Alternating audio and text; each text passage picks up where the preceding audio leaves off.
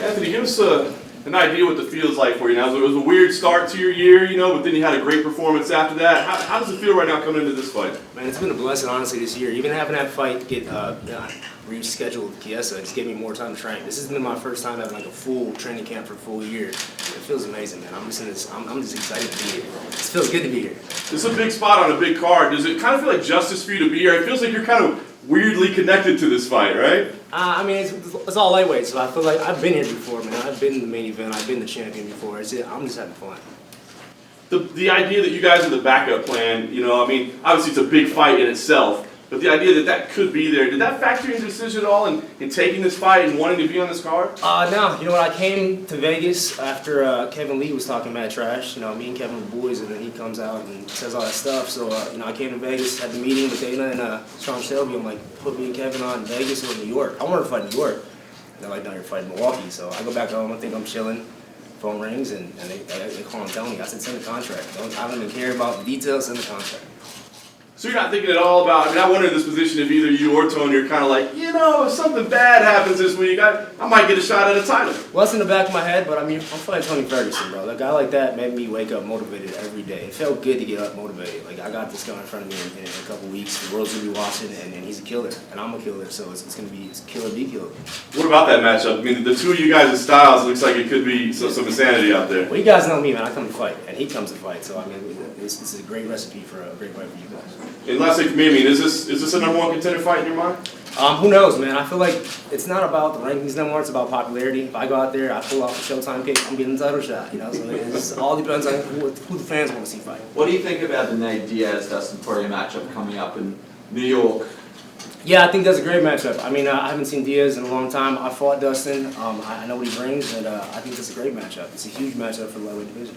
Anthony, you've had your share of injuries over the years. Are you surprised Tony is coming back so quick from the injury he had earlier this year? Yeah, you know what? That's a quick return from a knee surgery. I had a knee surgery done. It takes a long time, not only for the actual injury recovery, but for the mind to recover, just to get used to checking again and used to using it again. So, I know he had surgery, and it's in the front left leg, so it's there.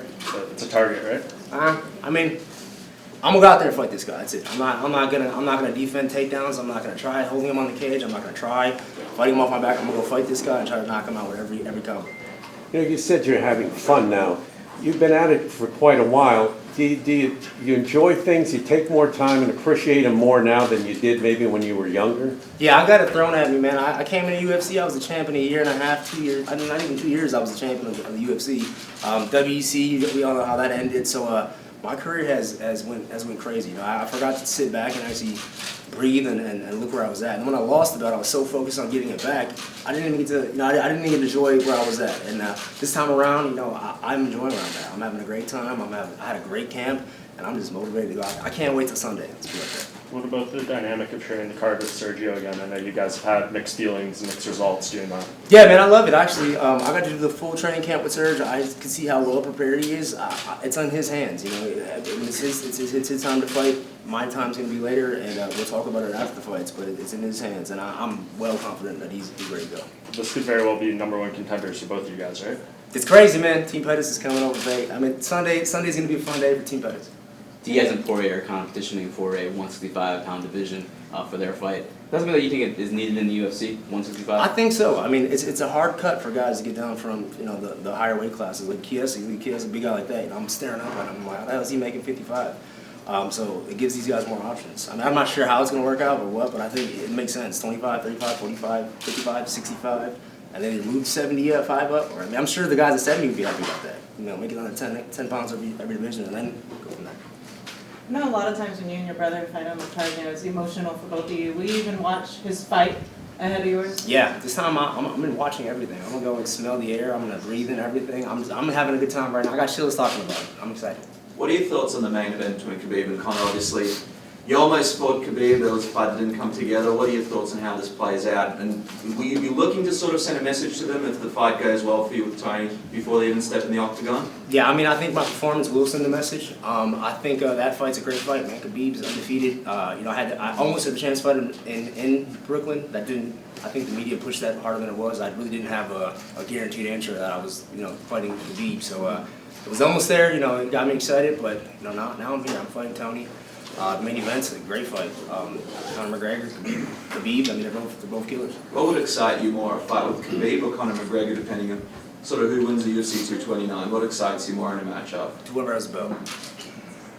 You talked to me ahead of your last fight about getting away from the wrestling, getting back to what makes it fun for you. How have you approached this camp? Is it kind of the same philosophy? Same exact way, and I had a blast. It felt good to have fun training again. Now, I was happy to go to the gym. I was motivated to go to the gym.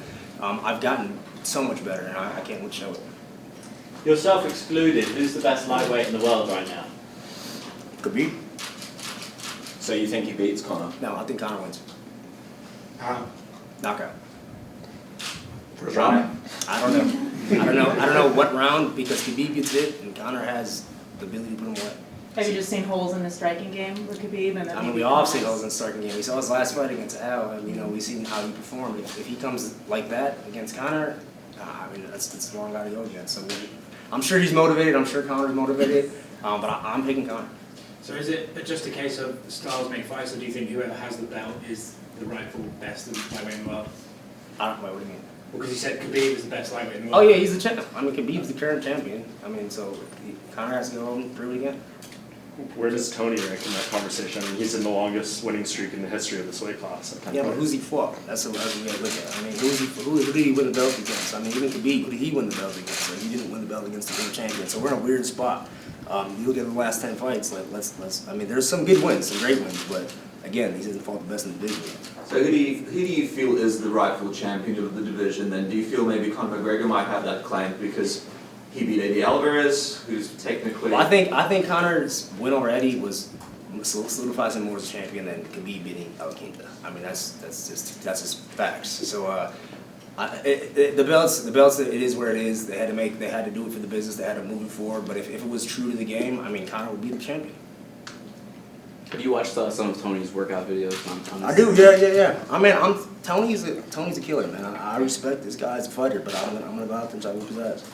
He seems kind of like an unorthodox type of guy. Is that something that's to worry about going to a fight because you don't really know what he's going to do? He's unpredictable. Well, that's why his success is so great, I think. And that's how I used to be. I used to be so comfortable in the chaos that I just pull off a guillotine, I pull off these submissions. I make these guys so uncomfortable with the chaos, the submissions and the knockouts happen, and that's what he's doing for himself too, so I'm excited about it. Do you see some of yourself in him a little bit? No, I don't. I think he has a totally different style. I don't think anybody in the UFC has my style. I think I have a very different style, and when I'm true to my game, everybody leaves with a smile on their face. The fans get what they pay for.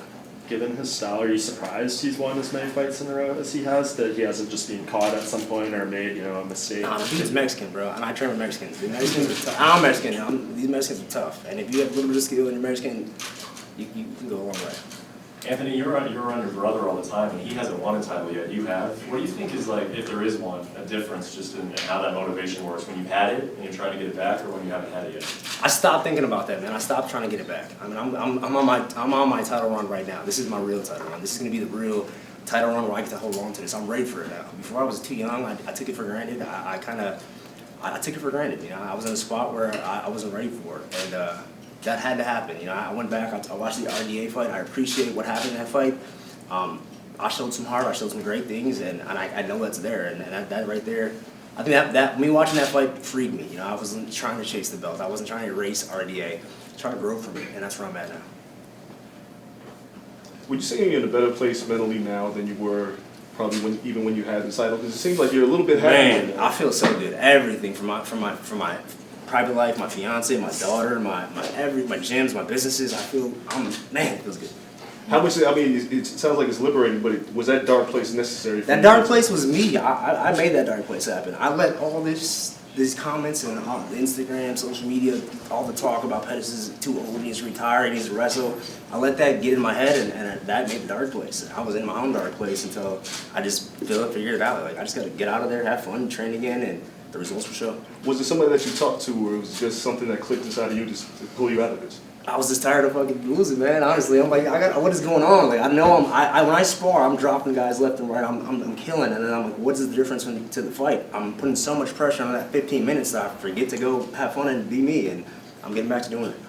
Does that mean you sort of ignore social media a little bit these days and what people are saying and what's being written? And is that sort of, a focus of yours? No, I definitely don't ignore it because I mean I want to know what the fans are thinking. I want to know who's next in line. I want to know because that's who dictates who's next in line for a title shot. The fans, not no rankings, not your performance.